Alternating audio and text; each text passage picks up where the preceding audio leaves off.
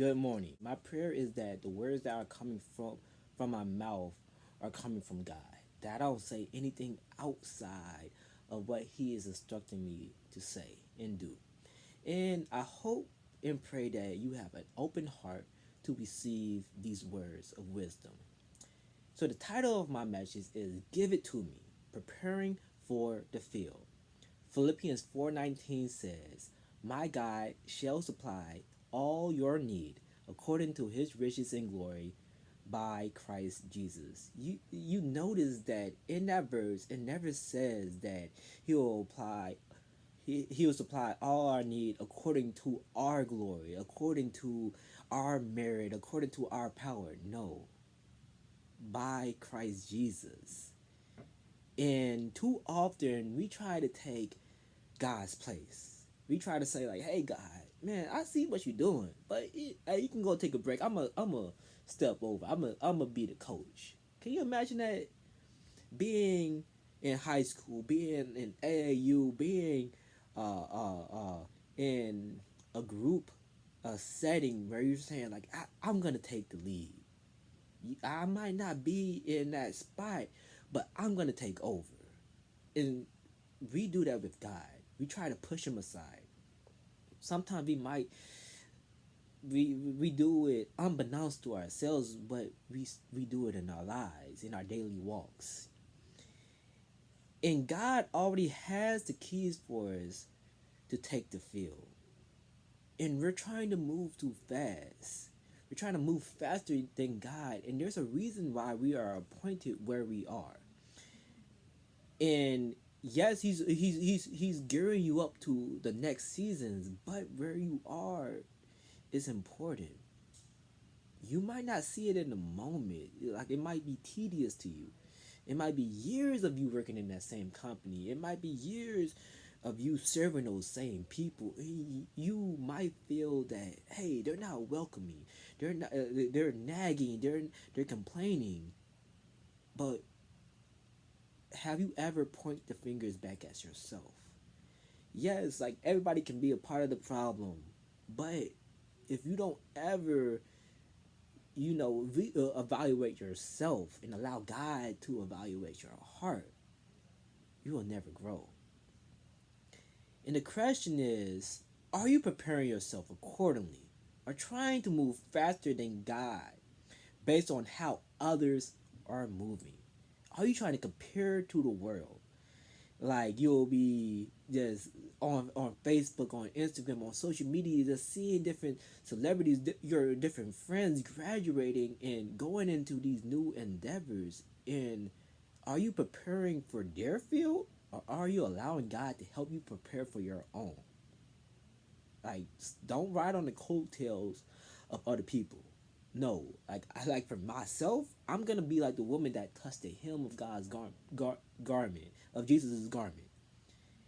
I'm gonna ride on the coattail of Jesus, like, not over anybody else. No, like, that's the old me. The new me is like, hey, I'm gonna set the course, not just for myself, but for the legacy of my family, of my friends that I am leading. In an album that I have been listening to a lot, like, man, if you see me in my car, I'll be jamming. Like, I have a full concert. I'll be screaming. Hey, you can look at me, think I'm crazy. I'll be crying in the eyes. Hey, that's me. Like, I'll be fully into the worship. And the album is from Embassy City, and it's called "Possess the Land." And the song "Possess the Land" in the album is phenomenal. And the whole record, the whole album, this whole masterpiece of worship is talking about how we are supposed to be posturing ourselves in such a way where we are possessing what is rightly ours. And to possess, it means to take something, to hold something, to know that something is of value. Because if you possess something, if you play basketball, if you played football, or you possess it and you intercept the ball, and you steal the ball in basketball, you're not gonna let the other team get it, or you're trying not to let the other team get it. And if you're a skilled player like a Chris Paul, like it's a chance that you're gonna have at least like two, three skills, three skills a game, maybe four, maybe five, and then those skills turn into assists. They turn into points, and the points for us is for the kingdom. So when we go out, like man, we have to possess the land. And one of the songs in this album, actually one of the messages, Psalmist Rain, she talks about eating the scroll. And I know that might sound foreign to some people, but in the context of where we are in the Old Testament, a lot of these thoughts, these stories of these great people, it seems foreign to us. Like they'll be sleeping, they'll have visions, they'll see like man, they'll see angels, like not the angels that we imagine, no, the angels that look scary. And with Ezekiel, he ate the scroll. The message that God has birthed inside of him.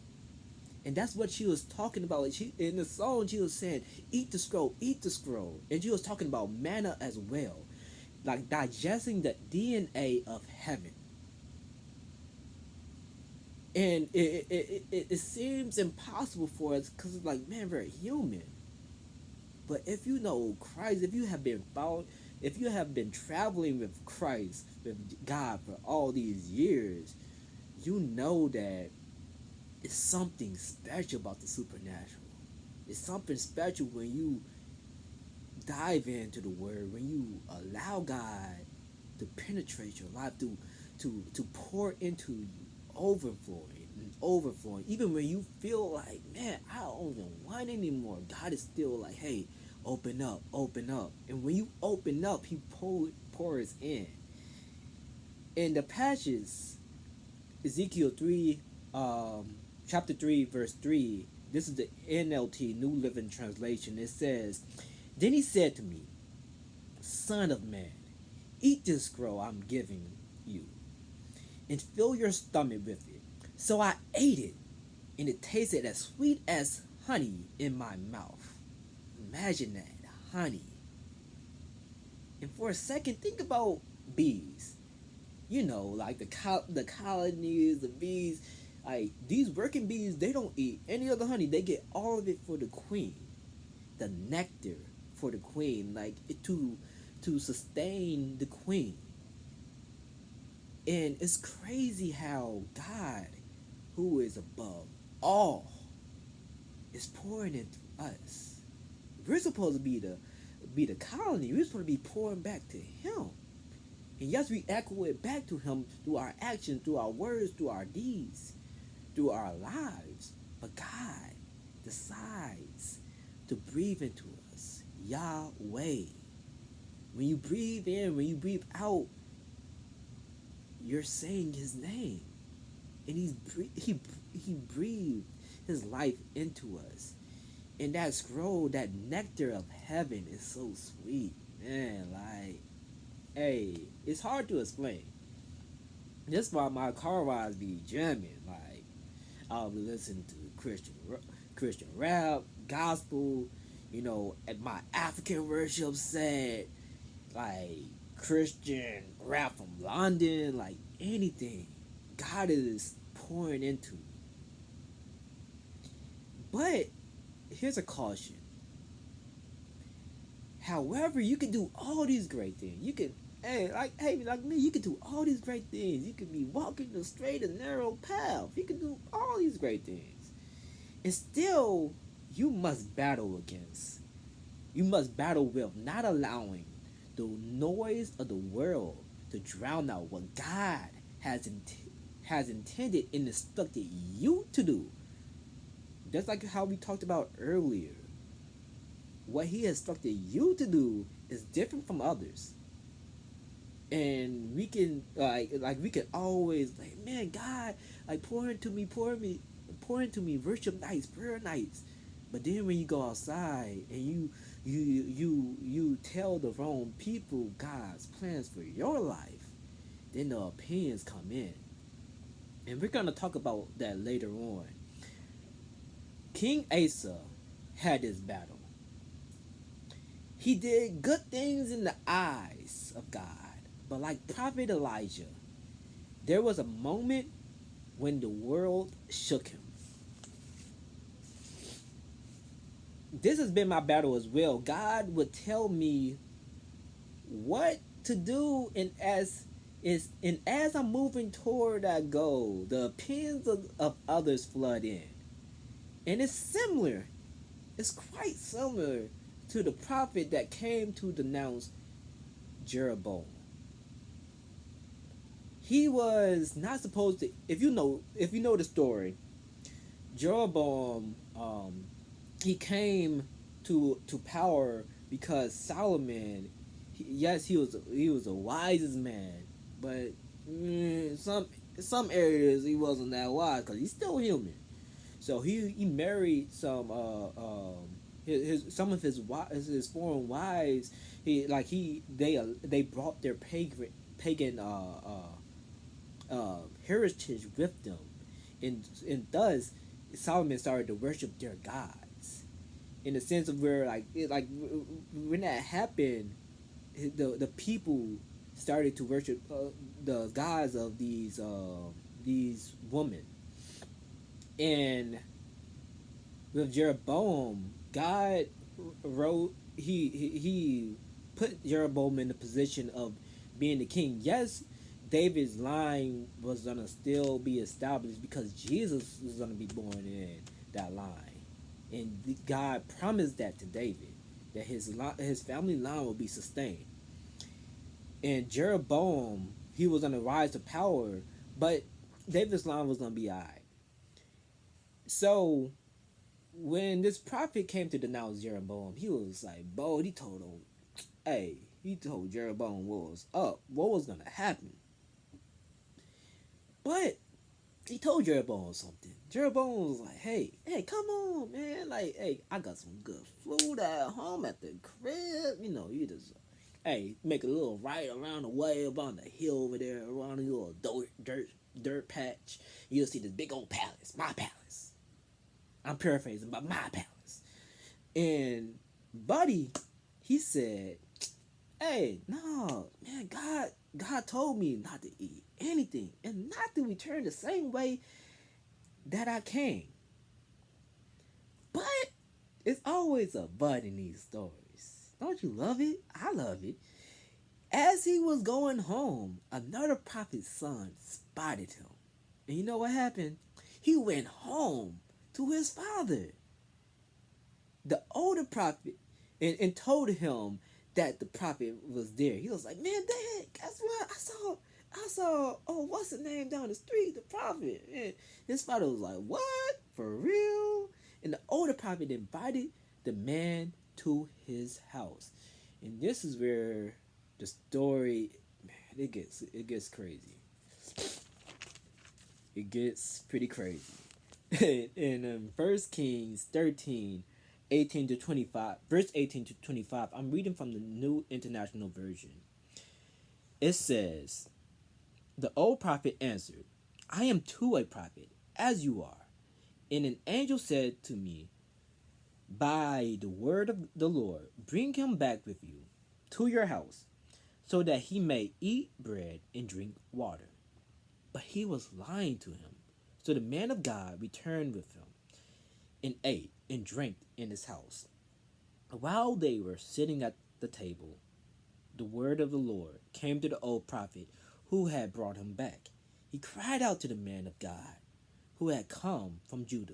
This is what the Lord says. You have defied the word of the Lord and have not kept the command the Lord your God gave you. You came back and ate bread and drank water in the place where he told you not to eat or drink. Therefore, your body will not be buried in the tomb of your ancestors.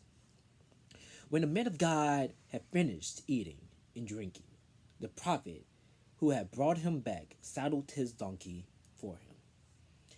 As he went on his way, a lion met him on the road and killed him, and his body was left lying on the road with both the donkey and the lion standing beside it. Some people who passed by saw the body lying there, with the lion standing beside the body, and they went and reported it in the city where the old prophet lived. You see, just because someone who is trustworthy, a Christian, loyal, is telling you what to do, if they are not echoing what God told you to do not listen to them. And then in this prophet's case, he saw, hey man, like, hey, old buddy over there, the prophet, we the same. We come from the same kin. Like we prophets. And of course, he didn't see him as an enemy because he was like, man, this is my own. And how many times do we say that? We can have people in our corners, friends, family, even, and we can say, like, hey, I'm supposed to trust them. And yes, that's true. But what if God is telling them something and telling you the complete opposite? And when you compromise what God is telling you by listening to what they're saying, it's man, it's dreadful. Like it's terrible. It will lead you down the path of trying to figure out what is going on, trying to figure out God, and the Bible is perfectly explained. Like we don't fully know God, but the Bible, living in God's word, helps us discover them. And a lion might not maul you, but like I said, your calling will be compromised. Now you are juggling between God, between what God is telling you and trying to be famous with people. And Jesus only had 12. Even with family, you have to let them know what's up. And hey, a saying that I'm adopting for myself is I'm rocking with Jesus because Jesus is rocking with me. You can tell me your thoughts, and I will listen. Like I'm very social. Like I talk to people, and sometimes I let them talk too much. And here's why. So I'll be in these conversations, and they'll say all these things. I'm like, man, that's awesome, and I'll be just listening there. Like I will listen to them, right? I'll hear everything, but it won't change my thoughts. I'm not compromising who I am because I'm in that conversation. No, like a lot of times I need to like learn how to like, hey, the conversation's over. Like, thank you for what you're saying, but I like to give people that floor. Like, okay, like you want to speak, I'm gonna let you speak, but I listen to them, and I still keep moving to my field. I don't let them stop me from moving. Because if I let that happen, if I allow that to happen, I'll be stagnant. Like if you were here last year and you learned about my YouTube channel, MJH Motivates, I was a janitor and I was cleaning and I was learning everything. But this year is my foundation.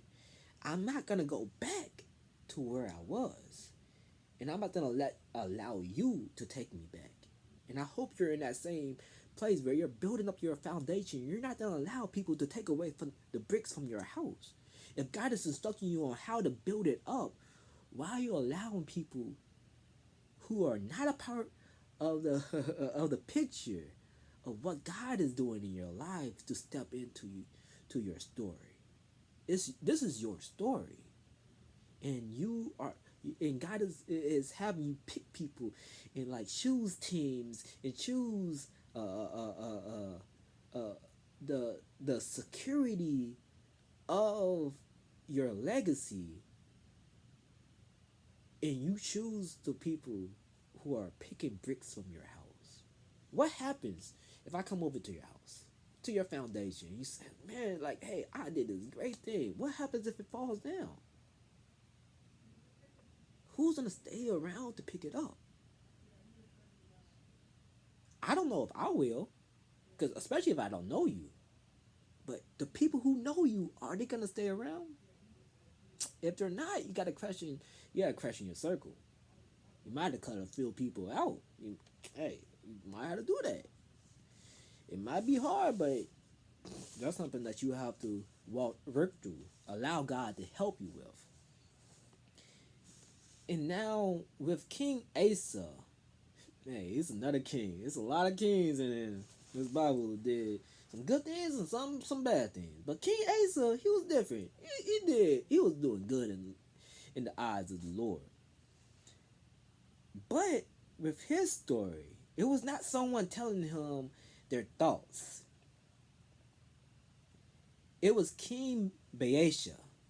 Man, he was messing with King Asa's territory in Judah. Imagine having a bully on the playground. Like after a while, you get tired of it. Like, man, stop messing with me. Like, I'm done with it. I'm gonna call my big brother, to come over here and like, hey, and handle it. Or in King Asa's case, he didn't even go to his family. Instead of turning to God for help, he turned toward a man who was his enemy and therefore God's enemy. He turned to the enemy to help him fight his battle, and he didn't even turn to God. In the Second Chronicles 16, verse 1 to 10, we'll learn more about him. And this is the NLT, New Living Translation. Second Chronicles, I'm scrolling there now. Going there now. Second Chronicles 16,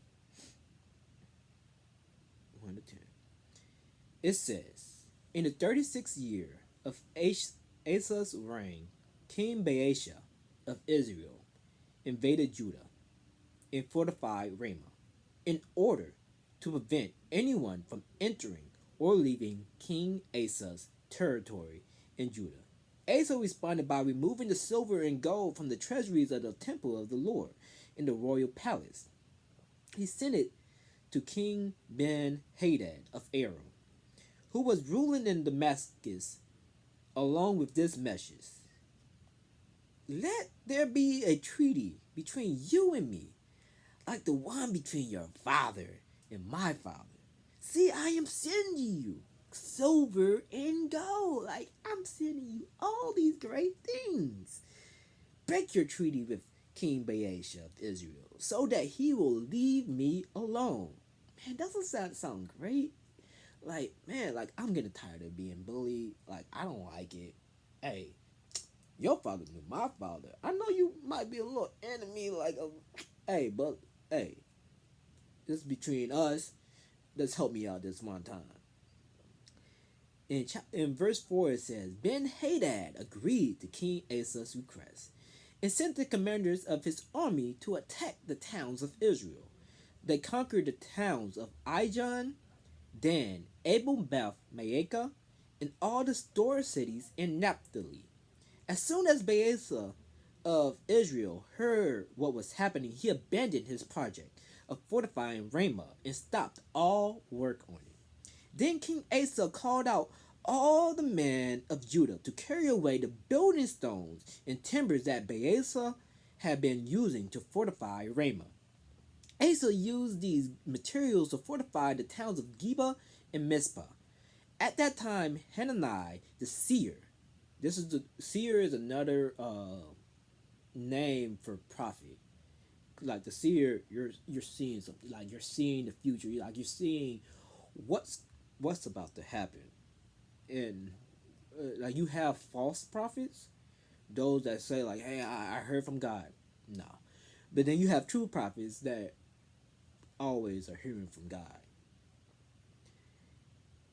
or at least hopefully they're always hearing from God or allowing God to speak through them. So at that time, Hanani the seer came to King Asa and told him, because you have put your trust in the king of Aram instead of in the Lord your God, you missed your chance to destroy the army of the king of Aram.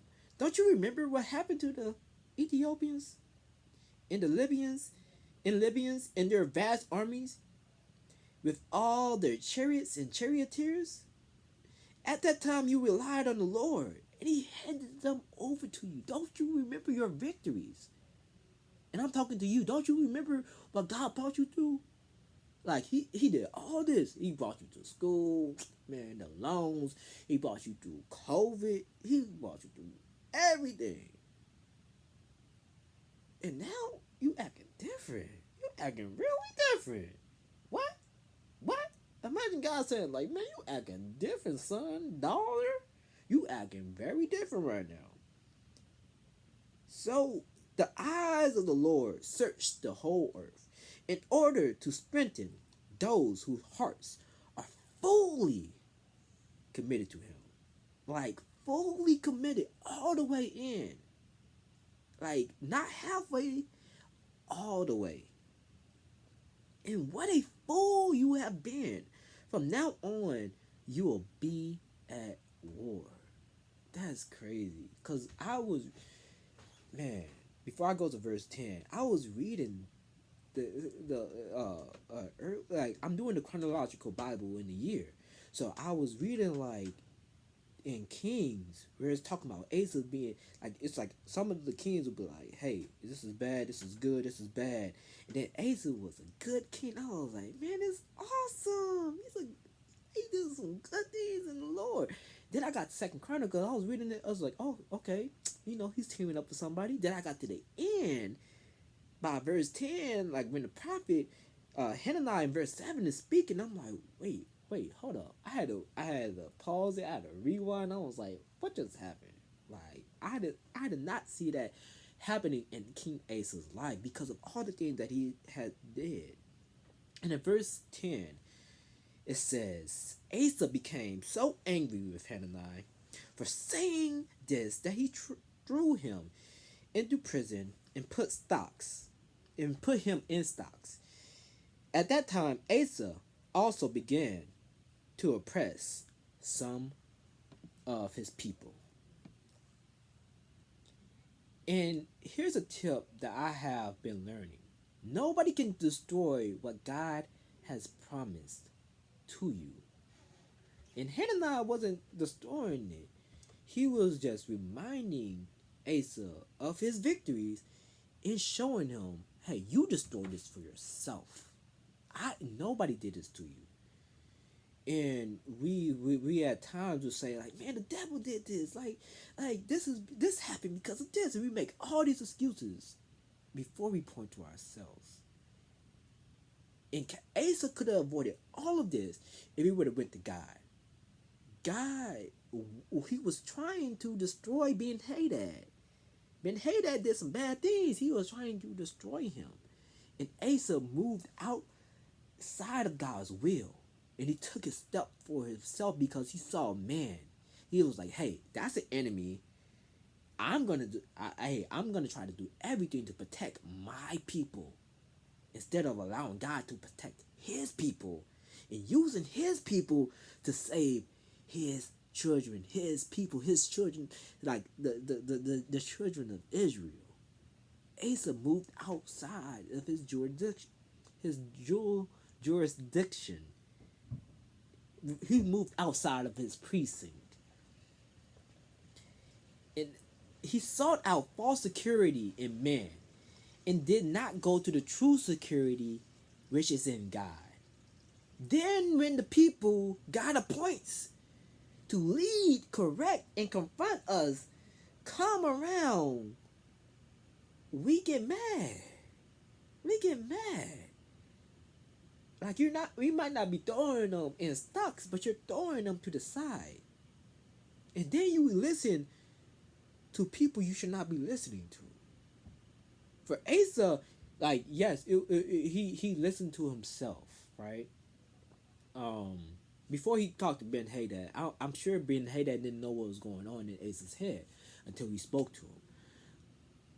But we have another, it's crazy. We have another king that did just that. Like, Asa, he was being challenged by somebody of wisdom, of stature.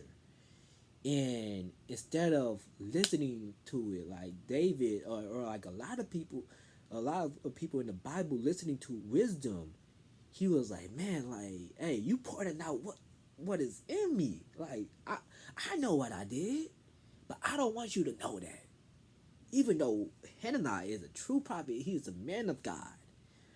And in First Kings 12 to 19, this is the NIV.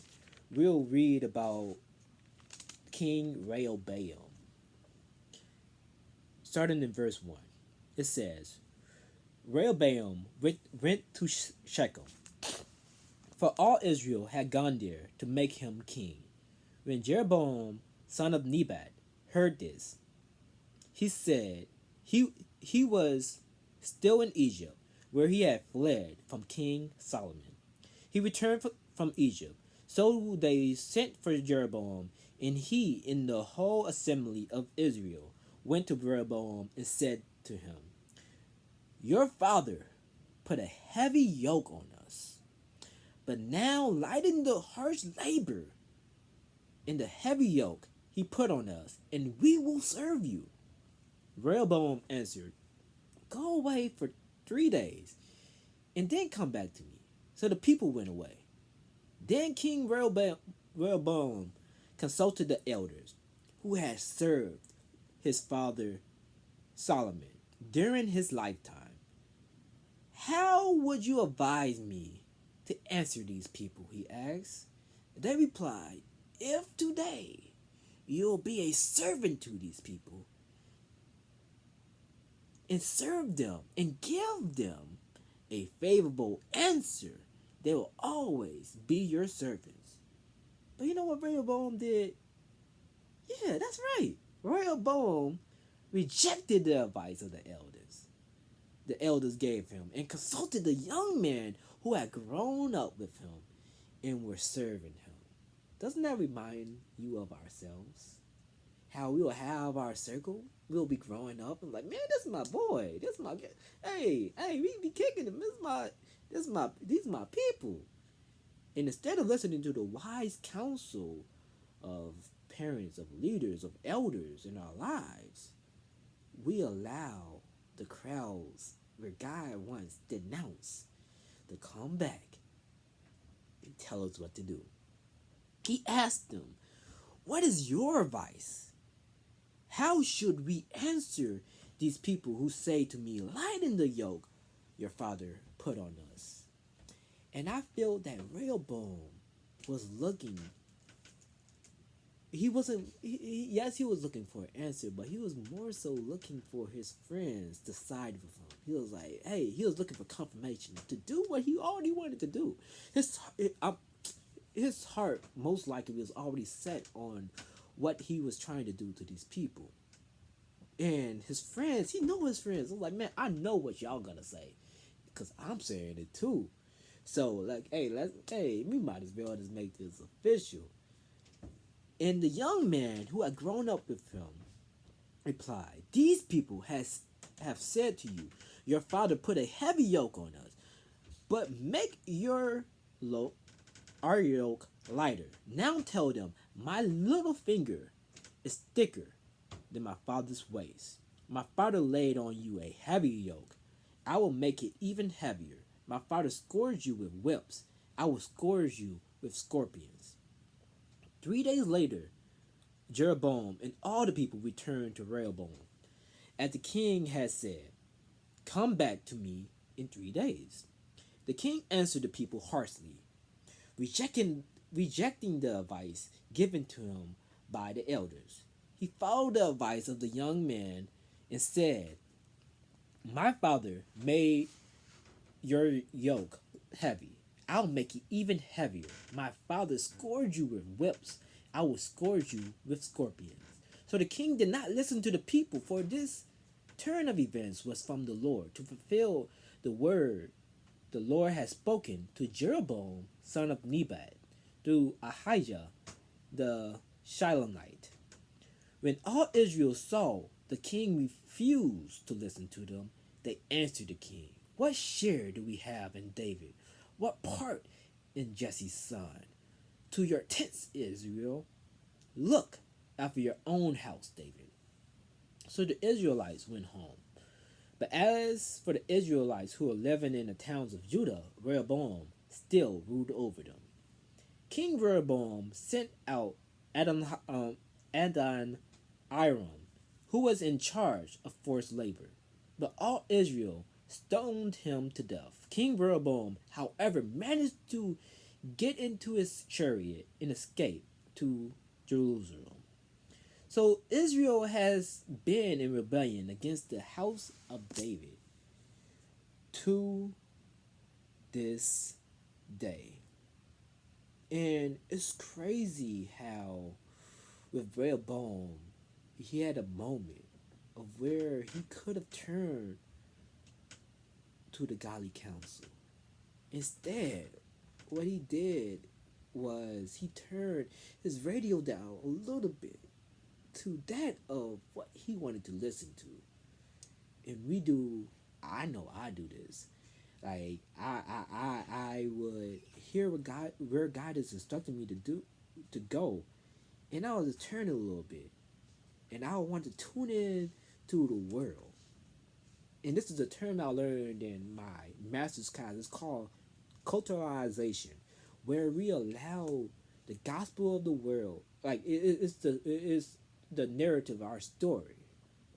And it was this part in the book. It's by Timothy Keller. The book is titled Centered Church. Again, that's by Timothy Keller. The book is titled Centered Church.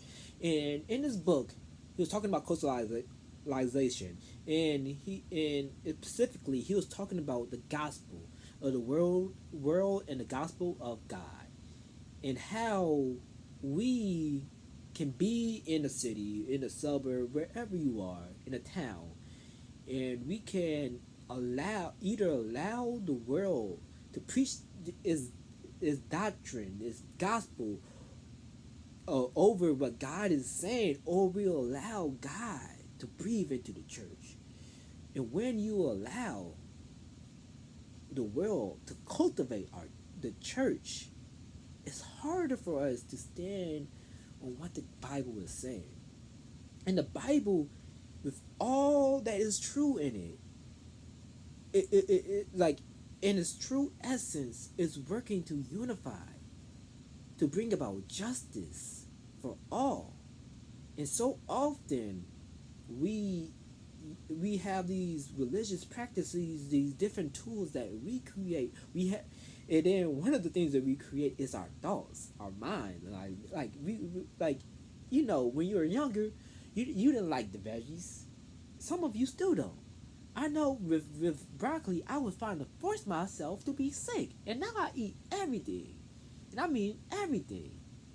And it's the same way in church. We find what we like and what we don't like. It's like, man, I don't like that, but I like this. But God is saying, hey, it's not based off what you don't like or what you do like. It's based off of what I am doing. And if you have a same mind of God, and like we're not saying like I don't like you because of this. No, we're using the word of God to shape our minds, to shape our worlds. And when we do that, people, regardless of gender, sexual orientation, work, creed, whatever it might be, they're able to better gravitate to the trueness of God. And they're able to have that identity if we were presented in that way with God. And God, he will do the work of transforming their lives and transforming their minds. And then they'll say, okay, I got it.